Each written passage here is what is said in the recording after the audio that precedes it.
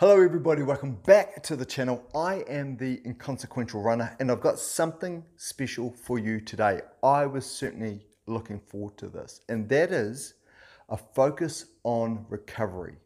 What is it that we can do to speed up recovery to make each of our runs easier to do and to improve our performance faster? Now, I went to someone very special to get some advice on recovery. So the person I went to, her name is Sally Gibbs. Now, if you know Arthur Lydiard, you'd know about her coach, Barry McGee.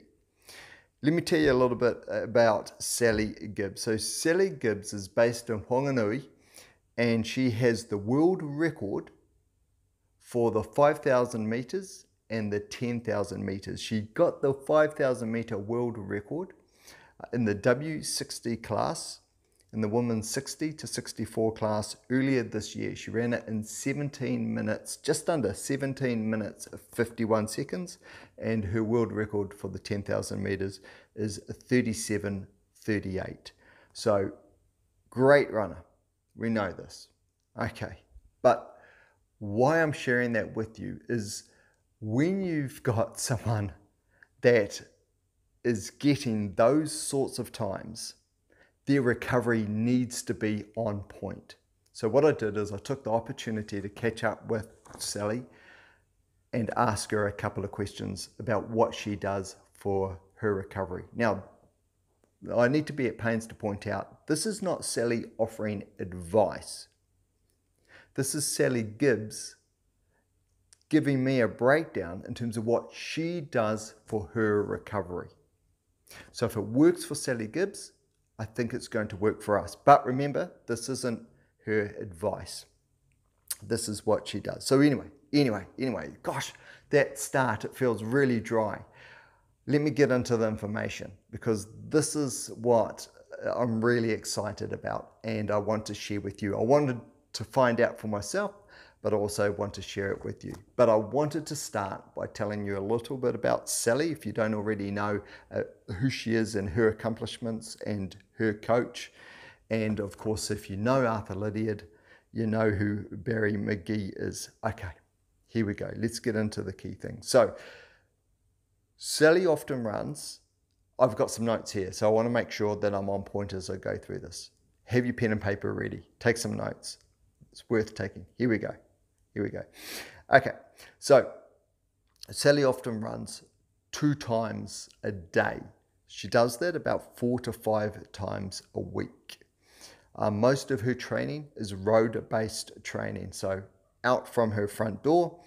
But as part of her recovery, she likes to mix up her training.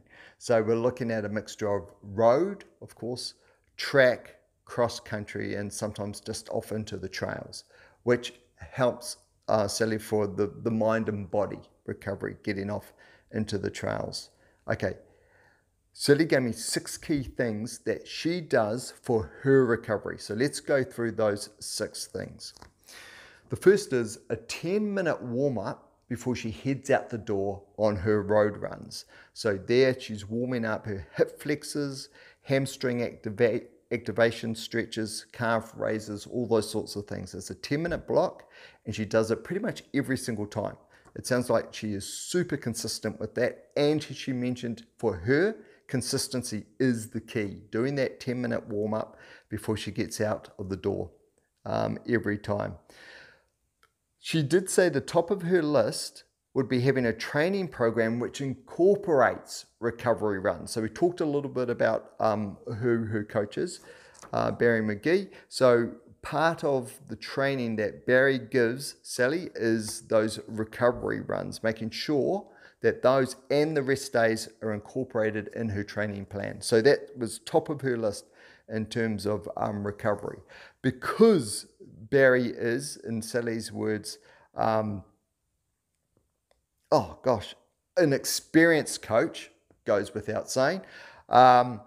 It's the richness of the conversation between her and Barry that helps her also with her recovery. So I imagine we're talking about moving training sessions, switching them around or reducing them, just depending on how Sally's going. So the strength of that relationship and the experience of the coach is important. And that's why we have Coach Mark on answering questions for us, as you would have seen Coach Mark in other videos. It's that richness of experience that can really help us. Okay, so that was point 2. Point 1 was the 10-minute warm-up before you go for a run. Point 2 is making sure that as part of your training program, you have recovery and rest runs. Okay, here we go. The others, in no particular order, but 4 other points are having a regular massage. So for Sally, she has a 30-minute massage if she can squeeze it in during a work break, a lunch break at work, and looking at that weekly or at least fortnightly. Obviously, trying to, next point, get enough sleep. So in an ideal world, after a hard training session, Sally looks to eat and then nap. But in the real world, often we've got work. So it's a case of then, because of work, and that's the reason why Sally does a good number of days where she's doing 2 runs in a day, trying to squeeze in training before and after work. But sleep is critical, so that becomes a priority, and it is for Sally. Sally loves competing, and because of that, doesn't run too many marathons, because with other distances, shorter distances than the marathon, you don't need so much recovery. I subscribe to that too. I've only run 1 marathon. I've run a boatload of half marathons, but 10Ks and less I really enjoy, and because you can recover and get back into, and you can do a lot of events. Sally did talk to me about she will do park run in the morning, and if she's got a race in the afternoon, she'll also do the race. So park run, she'll jog it with 5K of warm up and warm down total combined. So you're talking about a 10K run with a 5K park run in it, and then a race in the afternoon. If the race in the afternoon is something that's quite big, it's an important race, then the park run becomes a jog rather than a run.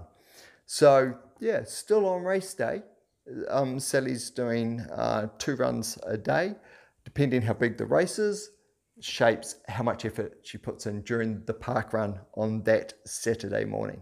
Okay, and the 6th and final point was that she loves food, and refueling is super important. Her go-tos for breakfast is your granola with Greek yogurt, blueberries, super thick Molenberg toast.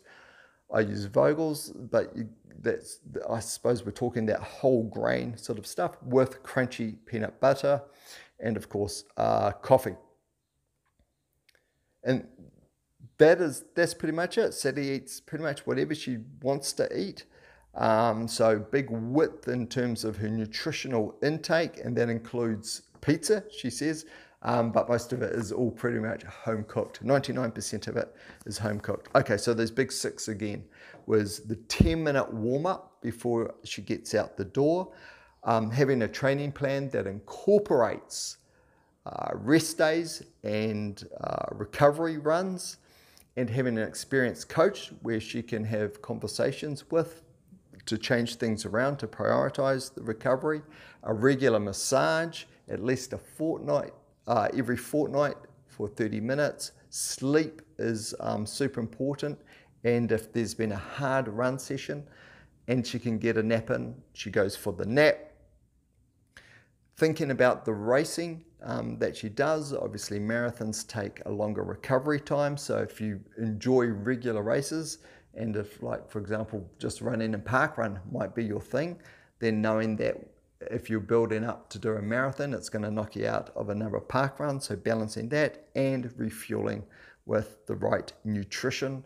And with Sally and with her accomplishments, her diet isn't that strict. It's quite wide in terms of a range, but it is home cooked. So you've got that control over what you're putting into the food. So those are the big 6 things. Big thank you to Sally for her insights. It meant a lot to me. I wanted to share it with you.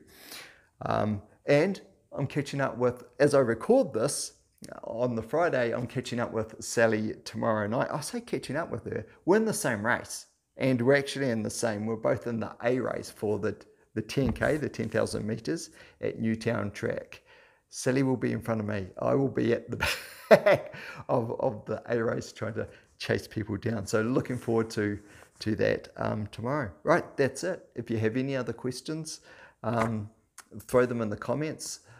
Any responses to the comments, answers will be mine, not Sally's, of course. But big thank you to Sally for taking the time to send me this information and answer all my questions about recovery and what she does for recovery, and again for her giving me permission to make this video to share it with others. Again, this isn't advice.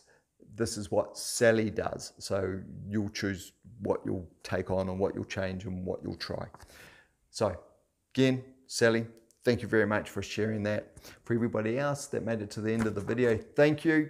There's some really nutritional goodness in there in terms of golden nuggets of information that you can take from that.